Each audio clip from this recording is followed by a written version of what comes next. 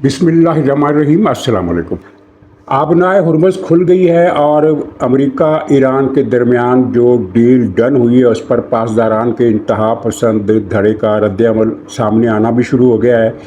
और इस बात पर तशवीश है या ख़दशा है कि कहीं ये लोग इस डील को सबूताज न कर दें। इस पर हम बात करेंगे। और फिर 26वीं तरमीम के इशू पर आसिफ जरदारी ने पुरअमन हथियारों से ये जंग जीत ली है, बज़ाहिर ऐसा नज़र आता है। और फ़िलहाल कोई ख़तरा नज़र नहीं आता कि 26वीं तरमीम का डोल फिर से डाला जाएगा। और गिलगित में PTI की हालत पतली है, वहाँ हुकूमत कौन बनाएगा। सुहेल अफरीदी को रियासती माफ़ी मिल गई, ये दावा किया जा रहा है, लेकिन इस दावे के बावजूद उसकी कुर्सी बदस्तूर ख़तरे में है और एक नया ख़तरा सामने आ गया है, जिसके बाद वहाँ क़यास आराई हो रही है कि न गंडापुर न सुहेल अफरीदी बल्कि PTI का कोई तीसरा आदमी वज़ीर आला बनेगा, बशर्ते के अपोजिशन इस धड़े का साथ दे, जिसमें फ़िलहाल 27 अरकान बताए गए हैं। और पेट्रोल 25 रुपये सस्ता किया गया है, जो आवाम ने मुस्तरद कर दिया है, क्योंकि आवाम का मुतालबा ये है कि 200 रुपये की डकैती मारी गई है। 150 तो सिर्फ लेवी की मद में, इसके अलावा तो कम से कम 150 रुपये तेल फ़ी लीटर कम सस्ता होना चाहिए। और जो पैसे नाजायज़ वसूल किए गए हैं वो वापस लिए जाएं। लेकिन ये रियायत जो है ये बज़ाते ख़ुद एक मजाक लगती है, क्योंकि ये सिर्फ एक हफ़्ता के लिए की गई है। तो आगाज़ करते हैं हुर्मुज़ का। कल सदर ट्रंप ने ये ड्रामाई ऐलान कर दिया कि उन्होंने हुर्मुज़ की नाकाबंदी ख़त्म कर दी है और ईरान की नाकाबंदी भी ख़त्म हो गई है। इसलिए जो जहाज़ खलीज फ़ारस में फंस गए थे आबनाए हुर्मुज़ के पार, वो अब अपने अपने घरों को जा सकते हैं। और इसके साथ ही उन्होंने एटमी गर्दो गुबार यानी एटॉमिक डस्ट, वो यूरेनियम जो ईरान ने अफजूदा कर रखा है, उसकी वापसी के हवाले से भी एक बड़ी वाज़ेह बात तो की कि ये हर सूरत में तल्फ़ किया जाएगा और ईरान के तावन से तल्फ़ किया जाएगा। ज़ाहिर ईरानी हुकूमत मान गई है ये मुतालबा भी, लेकिन इसका कोई टाइम टेबल सामने आया है, ना ही कोई इसका शेड्यूल के इसका प्रोग्राम यानी किस तरह किया जाएगा, किस तरीके से किया जाएगा और तल्फ़ करने का तरीका क्या होगा। और इसका मतलब ये भी निकलता है कि अमेरिका की तरफ से इसे पाकिस्तान या किसी तीसरी पार्टी के हवाले करने का जो मुतालबा था, उस मुतालबे को अब बदल कर उसकी शक्ल ये कर दी गई है कि ईरान के अंदर ही अमेरिका के सामने ये डस्ट तल्फ़ किया जाएगा और ईरान की हुकूमत के तावन से तल्फ़ किया जाएगा। इसके साथ ही ये चीज़ भी अपने अंजाम को पहुंच गई कि हुर्मुज़ पर ईरान को टोल लगाएगा, को टैक्सेशन करेगा और ओमान के साथ मिलकर ये कोई नया निज़ाम बनाएगा। ओमान ने आज से 3 हफ्ते पहले ये तरदीद की थी कि वो ईरान के साथ हुर्मुज़ को कंट्रोल करने के लिए किसी मुआहदे का ख्वाहिशमंद नहीं है और हामी भी नहीं है। लेकिन 2-3 दिन पहले ट्रंप ने न जाने क्यों, ज़ाहिर कोई ना कोई पॉलिसी होती है, कोई स्ट्रेटजी होती है जिसके तहत खाली फायर भी किए जाते हैं, ओमान को ये धमकी दी कि अगर उसने हुर्मुज़ में ईरान के साथ मिलकर किसी मंसूबे की हमायत की, टैक्स लगाने के मंसूबे का पार्टनर बना, तो हम उससे भी तबाह कर देंगे। बज़ाहिर ये धमकी बिल्कुल फजूल थी, क्योंकि ओमान इस किस्म की किसी कार्रवाई में शरीक ना होने का ऐलान पहले ही कर चुका था। और फिर ट्रंप की इस धमकी के बाद ओमान ने एक वजाहती बयान भी जारी किया और अमरीकी सदर को यकीन दिलाया कि हम किसी ऐसे मुआहदे में शिरकत किए का इरादा रखते हैं, ना हमारा कोई किस तरह का कोई मंसूबा है। तो मेरा ख्याल है कि ये ट्रंप ने ओमान को जो धमकी दी थी, दरअसल वो ईरान ही को एक इंतबा था। ओमान बेचारा बीच में खामखा इस ज़बानी रगड़ाई में आ गया। हुर्मुज़ का मसला भी हल हुआ और ये हुर्मुज़ के अलावा जो एटमी अफजूदगी यूरेनियम अफजूदा यूरेनियम की तल्फ़ी का जो मामला है, इस पर भी ईरान के जो पासदारान हैं वो सख्त नाराज़ है और इतलात ये है कि वहाँ फ्रिक्शन शुरू हो गई है। और अभी फ़िलहाल सिर्फ बयानात आ रहे हैं, बहुत सारे बयानात आए हैं पासदारान के धड़े की तरफ से। 3-4 नाम मैं लूँगा। एक तो इब्राहिम रज़ाई साहब है जो नेशनल सिक्योरिटी काउंसिल के तर्जमान हैं, उन्होंने भी इसको मेरी एक किस्म का सरेंडर और ईरानी कौम की मुकर्रर करदा रेड लाइनों की खिलाफ वर्जी करार दिया है इस डील को जो अमेरिका और ईरान के दरमियान तय पाई है। اس کے علاوہ ایک اور ممبر پارلیمنٹ ہے جو پاسداران کے حامی ہیں، یعنی ملا گروپ کے رکن پارلیمنٹ کے ہیں لیکن ملا گروپ کے ہیں، روح اللہ عزت خاں۔ انہوں نے بھی کہا ہے کہ یہ ریڈ لائن کی خلاف ورزی کی جا رہی ہے۔ اسی طرح ایک اور ملا گروپ کا ایک اور بڑا اہم لیڈر ہے ابوالفضل ابو ترابی، اس نے بھی کہا ہے کہ ریڈ لائن کو کراس کیا جا رہا ہے، جبکہ ان کے جو ایک تجارتی لیڈر ہے ملا گروپ کا پاسداران انقلاب کا، پاشا نصر نے اپنے بیان میں زیادہ سخت الفاظ استعمال کیے۔ ریڈ لائن تو پھر بھی ایک ڈپلومیٹک قسم کا لفظ بن جاتا ہے۔ انہوں نے کہا ہے کہ پزشکیان کی حکومت نے سرنڈرزم کا مظاہرہ کیا ہے۔ سرنڈرزم یعنی شکست خوردگی اور ہتھیار سپرداری کہنا چاہیے، یا خود سپردگی کہنا چاہیے، یا ہتھیار ڈالنے کا عمل یا ہتھیار ڈالنے کی سوچ، اس کا مظاہرہ کیا گیا ہے۔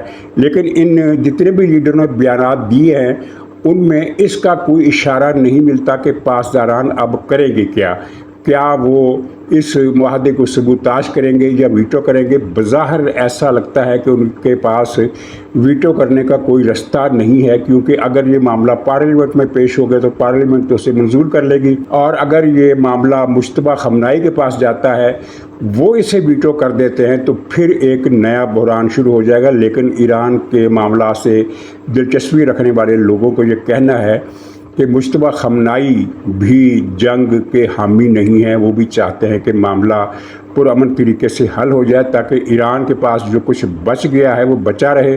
اور اگر یہ دونوں چیزیں اگلے چند دنوں تک بالکل اپنی سمت میں موجودہ حساب کتاب سے آگے بڑھتی ہیں تو یہ ایک قضیہ ختم ہو جائے گا ایران کے ایٹمی طاقت بننے کا۔ دراصل پاسداران کا جو المیہ ہے وہ یہ ہے کہ ان کو سمجھ میں سب کچھ آ رہا ہے لیکن وہ سمجھنا نہیں چاہتے۔ انہیں اندازہ ہو گیا ہے، اندازہ نہیں، انہیں یقین ہو گیا ہے کہ اب ایران ایٹمی قوت نہیں بن سکتا، کم سے کم مستقبل قریب میں اگلے 20 25 30 برسوں میں اس کے ایٹمی ملک بننے کا کوئی امکان نہیں ہے۔ اور ہرمز تو خیر چلیے ایک ضمنی مسئلہ تھا جس کو ایران نے وقتی طور پر ایک ہتھیار کے طور پر استعمال کرنا چاہا اور وہ پلان ناکام ہو گیا، لیکن اصل ایشو ایٹمی تو اس پر دستبرداری ان کو کرنا پڑے گی۔ یہ بات پاسداران کو سمجھ میں آ گئی ہے، لیکن مسئلہ ان کا وہی ہے کہ دل ہے کہ مانتا نہیں۔ ظاہر ہے کہ ایک ایسی خواہش جس پر انہوں نے مستقبل کے خوابوں کے عظیم الشان محل تیار کیے تھے کہ ہم ایٹمی طاقت بنیں گے تو یہ کچھ کریں گے اور اس طرح علاقے میں ہماری ہیجمنی ہوگی، اس طرح پاکستان اور ترکی کو اور سعودی عرب کو اور پورے گلف کو ہم ڈکٹیٹ کریں گے، تو وہ اتنا بڑا محل جو کھڑا کیا ہے اس کو اب اپنی آنکھوں کے سامنے گرتا ہوا مسمار ہوتا ہوا دیکھنا کوئی آسان کام نہیں ہے، لیکن حقیقت ماننا ہی پڑتی ہے۔ جیسا کہ شام سے ان کی پسپائی ہوئی، وہاں اگر آپ پچھلے عرصے کے ان کے بیانات، ان کے مضامین، ان کی کتابیں، ان کے رسالے، ان کے ویڈیو کلپس آرکائیو میں جا کر نکال کر دیکھیں تو آپ کو حیرت ہوگی کہ کس طرح انہوں نے شام کی بنیاد پر ایک بڑی عظیم الشان سلطنت بنانے کا پکا یقین کر لیا تھا کہ کس طرح یہ ہماری جو پرشین سلطنت ہے یہ خلیج فارس اور بحیرہ عرب کے کناروں سے لے کر بحیرہ روم تک پھیل جائے گی، لیکن انہیں یہ پتہ ہی نہیں تھا کہ اگلے چند مہینوں میں، یہ میں شام کے انقلاب سے کچھ مہینے پہلے تک ان کی ویڈیوز اور لٹریچر کی بات کر رہا ہوں، کہ چند مہینے کے اندر اندر شام سے ان کا صفایا ہو جائے گا۔ اور پھر آپ نے دیکھا کہ کس طرح چند دنوں کے اندر اندر ایران کی پوری سلطنت شام سے سمٹ گئی، اور لبنان میں ان کے جو قلعے ہیں وہ اب محاصرے میں ہیں اور وہ گھرے ہوئے ہیں، خطرات کی زد میں ہیں۔ حزب اللہ کے لوگ ہر روز مارے جا رہے ہیں، ان کے ہتھیار ہر روز تباہ ہو رہے ہیں، کسی کے بھی ہاتھوں تباہ ہو رہے ہو، اس سے یہ ایک الگ موضوع ہے۔ لیکن حزب اللہ کی صورت میں ایران نے لبنان میں جو خواب دیکھا تھا وہ بھی شکست و ریخت کا شکار ہو گیا۔ حوثی نئی صورتحال میں اپنی ری الائنمنٹ کریں گے، وہ ایران کے ساتھ زیادہ عرصہ نہیں چلیں گے۔ اور سب سے بڑی بات یہ ہے کہ ایران کا جو پڑوسی ملک ہے، قریب ترین پڑوسی ملک عراق، وہاں بھی ایران کے خلاف فضا بن رہی ہے، اور عراقی حکومت نے واضح طور پر اعلان کیا ہے کہ عراقی سرزمین کو ایرانی مقاصد کے لیے کسی بھی پراکسی کو استعمال کرنے کی اجازت نہیں دی جائے گی۔ یہ انہوں نے سعودی عرب کو بھی یقین دلایا ہے، اور ایسے عناصر کے خلاف انہوں نے کچھ کارروائیاں بھی کی ہیں۔ عراق میں اکثریت اہل تشیع کی ہے، لیکن اہل تشیع میں سے جو اکثریت ہے وہ ایران کے خلاف ہے۔ ایک بڑا طبقہ جو اکثریت نہیں ہے لیکن قابل لحاظ ان کی تعداد ہے، بہت بڑی تعداد ہے اہل تشیع کی، جو ایران کی حامی ہے لیکن اکثریت ایران کے خلاف ہے۔ وہ عرب قوم پرستی کے زیادہ نزدیک ہے، یا یوں کہنا چاہیے کہ وہ پریگمیٹسٹ ہیں۔ اس طرح ایران کے خوابوں کی لپیٹ میں آ کر بہہ جانے کے بجائے وہ عراق کے مستقبل کو زیادہ حقیقت پسندانہ نظروں سے دیکھ رہے ہیں کہ ہمیں کیا کردار ادا کرنا چاہیے اور کس طرح عربوں سے ہمیں لڑائی مول نہیں لینا چاہیے، اور عراق میں اکثریت عربوں کی ہے، یہ آپ کے علم میں ہے۔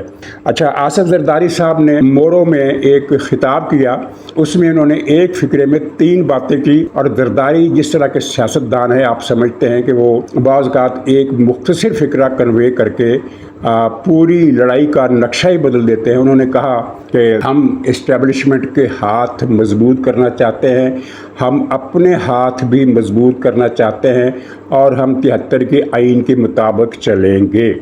یہ تینوں جو فقرے کے جو تینوں پیسز ہیں، تینوں پارٹس ہیں، یہ ایک ساتھ کہے گئے، لیکن پی ٹی آئی کے سوشل میڈیا نے جو جھوٹ بولنے کے لیے کسی بھی تنکے کو پکڑ لیتا ہے، زرداری کے صرف پہلے حصے کو پکڑا انہوں نے، اور کہا کہ یہ زرداری نے جو کہا ہے کہ ہم اسٹیبلشمنٹ کے ہاتھ مضبوط کرنا چاہتے ہیں، تو دراصل زرداری نے یہ سرنڈر کر دیا ہے، اور اب 28ویں ترمیم منظور کر لی جائے گی۔ اچھا، میں تفصیل سے اپنے کئی ولاگز میں بتا چکا ہوں کہ پیپلز پارٹی اور آصف زرداری کسی بھی صورت 28ویں ترمیم کو منظور نہیں ہونے دیں گے، اور ان کے بغیر منظور ہو بھی نہیں سکتی۔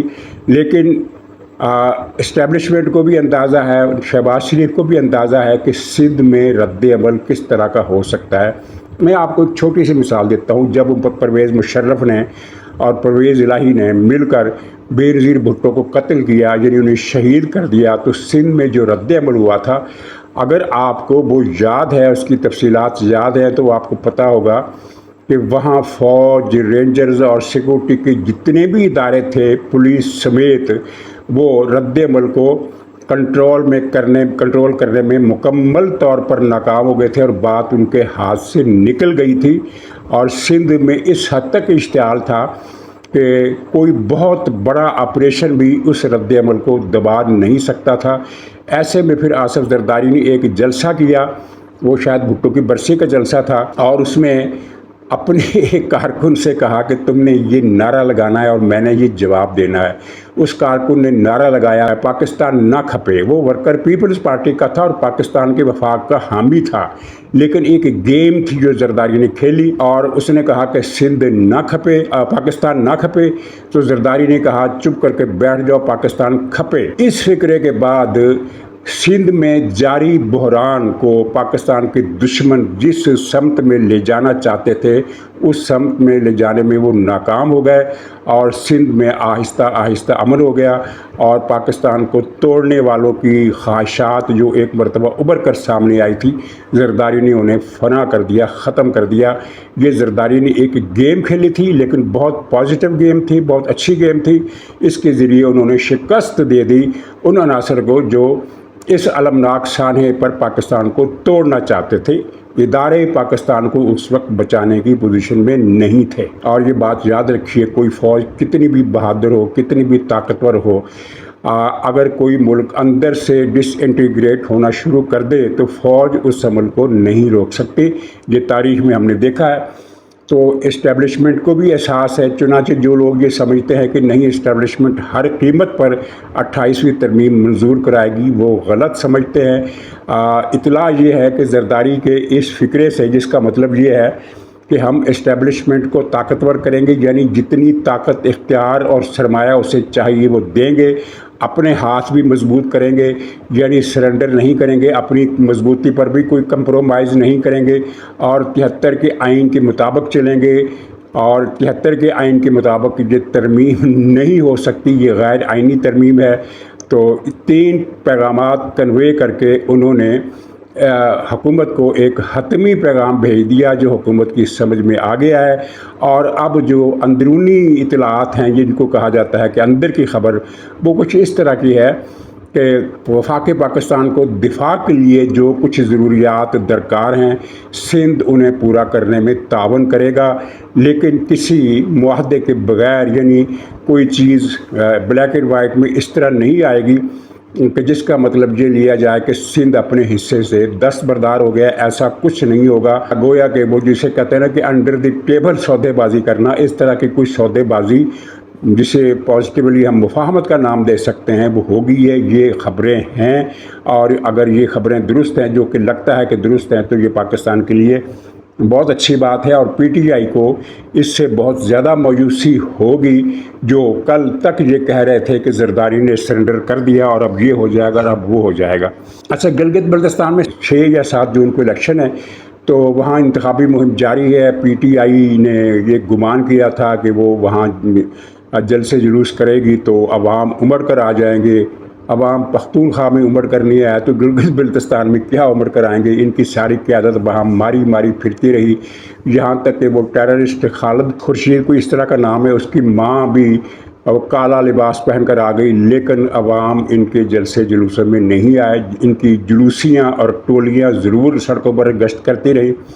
सूरत हाल है ये कि वो कोई दहशत गर्द मौलवी, उसका नाम मुझे भूल जाता है, वो जो बैठा होता है अचकज़ई साहब के साथ और पाकिस्तान के ख़िलाफ़ बड़ी गंदी खुराफात बकता है, तो उसका टोला जो है वो इनके साथ है, पीटीआई के साथ। लेकिन बाकी लोग जो हैं 33% एक फ़िरका है, 33% एक फ़िरका है और 33% एक फ़िरका है। 3 फ़िरके 33% के हिसाब से हैं। तो मजमूई तौर पर ताकत जो है वो वोटिंग की लगता है कि हर पार्टी की मुसावी ताकत है।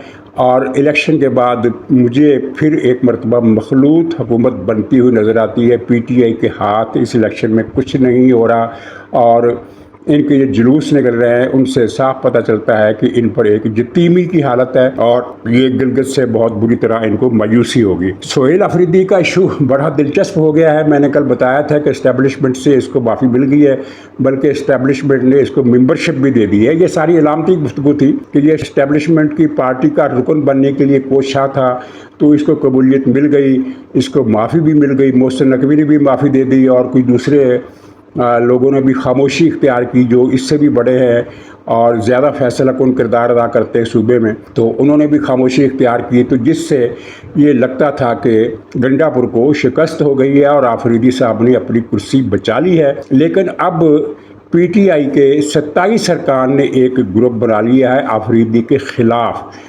और वैसे तो ख़बर ये आई थी कि पहले बल्कि जंग ने और जियो ग्रुप ने ये खबर चला दी थी कि 50 अरकान ने बगावत की है। पीटीआई के कुल 91 अरकान है, 92 अरकान है, तो अगर 50 ने बगावत की है तो ये तो अक्सरियत वाली बात हो गई। लेकिन अब पता चला है कि इनकी तादाद 50 नहीं है बल्कि 27 है, और ये एक बड़ी ख़तरनाक तादाद है, क्योंकि अगर ये 27 अपोजिशन से मिल जाते हैं, और ये किस तरह मिलेंगे ये भी मैं बताता हूँ। अगर ये अपोजिशन से मिल जाते हैं तो फिर अपोजिशन के पास जो 70 अरकान हैं, और 70 और 27 ये 97 हो जाते हैं, यानी गोया के सादा अक्सरियत से 1-2 सीटें इनको ज़्यादा मिल जाएंगी, और ये हुकूमत का आफरीदी की हुकूमत का तख्ता उलट सकते हैं। लेकिन ये मिलेंगे कैसे? ज़ाहिर है इसमें अपोजिशन का फिर वज़ीर आला नहीं आएगा, वज़ीर आला आएगा इसी ग्रुप में से। ये जो 27 अरकान का ग्रुप है, इसी के अंदर से एक नया वज़ीर आला आएगा। और अब पख्तूनख्वा में तो ये बात आम फैल गई है कि गंडापुर भी नहीं आ रहा, सोहेल अफरीदी भी जा रहा है, और कोई तीसरा आ रहा है। तीसरा कौन आ रहा है इतनी तफसील का मुझे भी पता नहीं है। वहाँ से जो लोगों से मेरी बात हुई है उन्होंने 2-3 नाम लिए, मेरे लिए तो वो नामानूस नाम थे, कोई मारूफ नाम नहीं था। तो ये कहा जा रहा है कि अब तीसरा आदमी वज़ीर आला आएगा, और आएगा कि नहीं आएगा मैं नहीं कह सकता, लेकिन कोशिश ये है इन लोगों की कि अपोजिशन के साथ मिलकर आफरीदी का तख्ता उलट दिया जाए और अपना वज़ीर आला लाया जाए। लेकिन क्या अपोजिशन मिलेगी? अपोजिशन तब मिलेगी जब उन्हें भी ऊपर से कोई इशारा या तावन या कोई इस तरह का सिग्नल मिलेगा। अगर अफरीदी की माफ़ी वाक़अतन कबूल हो गई है तो फिर अपोजिशन इन 27 अरकान का साथ नहीं देगी। लेकिन अगर माफ़ी बीच में है, दरमियान में है, ढिलमिल है, तो फिर ये काम हो भी सकता है। और ये 27 अरकान अफरीदी को اپنا انہوں نے ٹارگٹ بنا لیا ہے، اور یہ پورے صوبے میں یہ باتیں ہو رہی ہے کہ عمران خان کا سودا کیا ہے آفریدی نے عمران خان کا سودا کیا ہے، اور ملاقاتیں جو نہیں ہو رہی تو اس میں بھی سہیل آفریدی کا ہاتھ ہے، اور عمران خان کا جو علاج نہیں ہو رہا اس کی مختلف قسم کی بیماریوں کا، تو اس میں بھی آفریدی کا ہاتھ ہے۔ یعنی کھلم کھلا آفریدی کو پارٹی کا غدار، عمران خان کا غدار ڈکلیئر کیا جا رہا ہے، اور یہ وہ آفریدی ہے جس کے آنے پر پی ٹی آئی کے سوشل میڈیا کیمپ نے یہ کہا تھا کہ عمران خان کا اصلی وفادار یہ آفریدی ہے، گنڈا پور تو غدار نکلا، یہ اصلی وفادار ہے، اور یہ عمران خان کے بارود خانے کا سب سے خطرناک بم ہے جو اسٹیبلشمنٹ کے کیچڑ اڑا دے گا۔ اس وقت بھی میں نے اپنے پروگرام میں کہا تھا کہ یہ سہیل آفریدی کچھ ہی عرصے بعد پی ٹی آئی کی گالیاں کھائے گا، اور اس کی دلیل میں نے ایک دی تھی، دلیل میں نے یہ دی تھی کہ جب کوئی آدمی وزیر اعلیٰ کی کرسی پر بیٹھ جاتا ہے تو پھر اس کی نظر میں اس کرسی سے بڑھ کر دنیا میں کوئی اور شخص عزیز نہیں ہو سکتا۔ اور یہ سہیل آفریدی، یہ میری ویڈیو ایک نہیں، میں نے 3-4 ویڈیوز میں بات کی تھی اس وقت جب یہ وزیر اعلیٰ بنا تھا۔ تو اب آپ نے دیکھ لیا کہ وہ کرسی بچانے کے لیے عمران خان کو کیا خود اپنے آپ کو بیچ دینے کے لیے بھی تیار ہے، لیکن اب یہ 27 ارکان کیا گل کھلائیں گے تو یہ دیکھنا ہے۔ تو پیٹرول 25 روپے سستا کیا ہے ایک ہفتے کے لیے، ایک قسم کا مذاق ہے، عوام کا رد عمل اس پر بڑا منفی ہے۔ تو اس پر میں کیا بات کروں، آپ سوشل میڈیا دیکھ لیجئے، وہ بھرا ہوا ہے عوام کے رد عمل سے۔ افسوس کی بات ہے کہ پاکستان کی حکومت نے عوام کو بلڈوزر کے نیچے کچل دینے کا جو فیصلہ کیا ہے اس میں وہ کوئی نرمی اختیار کرتی ہوئی نظر نہیں آتی۔ ناظرین اجازت دیجیے، انشاءاللہ اگلے ولاگ میں پھر ملاقات ہوگی، تب تک کے لیے خدا حافظ۔